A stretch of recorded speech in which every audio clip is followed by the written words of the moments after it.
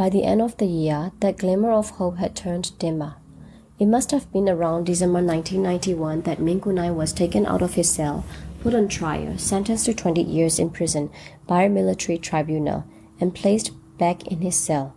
The same thing was done to me in March 1992. In theory, my sentence was 7 years, but it excluded the 3-year period that I had already served as a detainee. So in practice, my sentence was 10 years. Please don't ask me what charges I was found guilty of. Needless to say, we, the political prisoners, were simply scapegoats. The tribunal judge who convicted me was a military engineer, Lieutenant Colonel San Aung, whom I have met while I was in the army. Now that I had officially become a convict, I was permitted to receive periodic visits. Unlike other inmates, there was a small separate room in insane prison for the special ward occupants and some particular political prisoners to receive their visitors.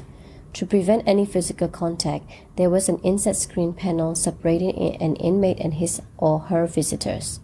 I think the first time I was allowed to receive any visitor was early April 1992. By then, I had not seen my family for 2 years and 8 months. At first, I did not recognize my elder son, who had grown much bigger since I last saw him. With tears welling up in her eyes, my wife had to remind me that it was Jew. He was now a young man of almost 17, looking vastly different from how I remembered him as a boy.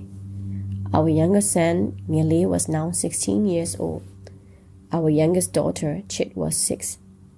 Almost 3 years ago, when I was first detained, she was a toddler. Now she had already started school. On this bittersweet occasion, we were missing our older daughter, June. She was not able to join us as she had already left for Singapore. I don't exactly remember what we as family members talked about or said to each other. We were in the presence of a prison guard and an intelligence officer. They were not only audio taping, but also taking notes of our conversations. With no privacy afforded, I could not freely enjoy the very first visit of my family. Such emotional discomfort was very much a part of life in prison. Another episode etched in my memory was a visit by my little daughter, Chit, when she was about 7. As we had not seen one another for quite some time, we were both thrilled at this opportunity. I was enjoying her non-stop chatter. Of course, between us facing each other, there stood a barrier. As I mentioned previously, it was an inside screen window panel made of metal wire mesh. While talking, she was touching the panel with her palm. At some point, a loose piece of wire somewhere on the screen must have pricked her palm. She started poking at that spot while she continued talking. After a little while, her forefinger protruded to my side of the screen through the small hole she has just punctured. Excited at her achievement, she uttered, "Pay, I got it, I got it." When I held her tiny forefinger, she became overjoyed. My little girl started laughing heartily, jumping up and down. A couple of weeks later, when I went to that room, I saw that the wire mesh screen was gone. It had been replaced with a clear glass panel. In my discussion on the fate of 3 NLD youngsters and Cuckoo 9 KNU in connection with the oil refinery bombing, I mentioned Senior General Solom's ouster on medical grounds and General Tenshin's assumption of the SLAW's chairmanship in April 1992. On 24 April 1992, the new chaired SLAWs declared, "Of the person arrested and detained politically, those for whom there are no reasons to endanger the security of the state will be released promptly." Essentially, it meant that, in the regime's view, those prisoners who did not pose a threat to its hold on power would be released shortly, and those of us who might challenge or undermine its legitimacy must remain in custody.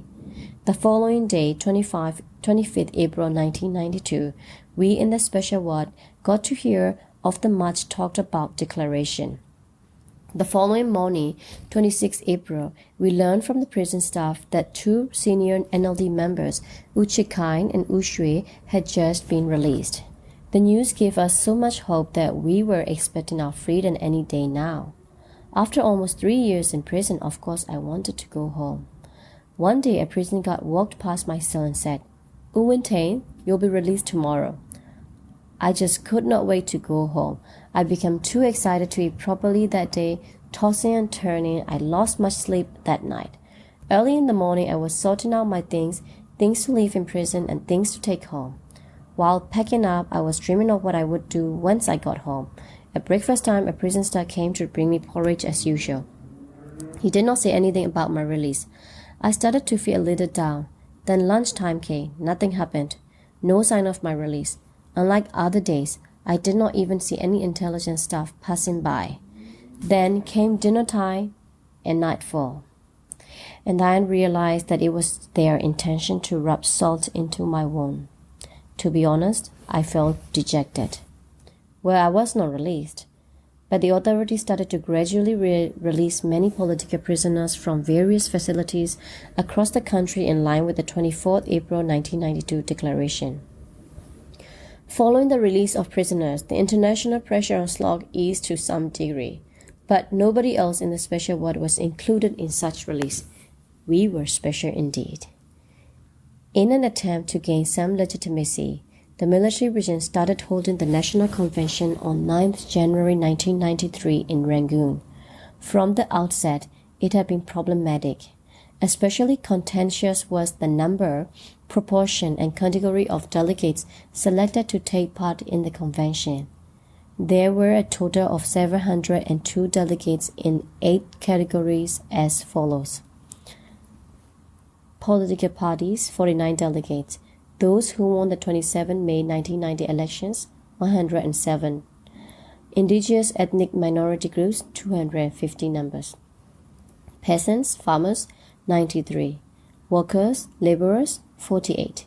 Intellectuals and technocrats, 41. Civil servants, including military and police, 92. Other invitees, 57. Total, 702. As indicated above, out of a total of 702 delegates, the MPs elected represented in the convention numbered 107, only 15.24%. Out of those 107 MPs elect, only 83 were from the NLD. Out of the 49 delegates from 10 political parties, only 5% were from the NLD. The total number of the NLD delegates to the National Convention was 88, 12.53% out of a grand total of 702 delegates. Let me reiterate here, in the 27 May 1990 election, the NLD secured 392, 80.82% out of 485 seats. Out of the total 485 seats contested, 15 seats, 3.1% were won by women, all representing the NLD. For a party that won 80.82% in the elections, its representation quota in the National Convention, merely 12.53%, was just too small. Dear readers, I shall leave it to you to judge how fair or democratic the convention could be.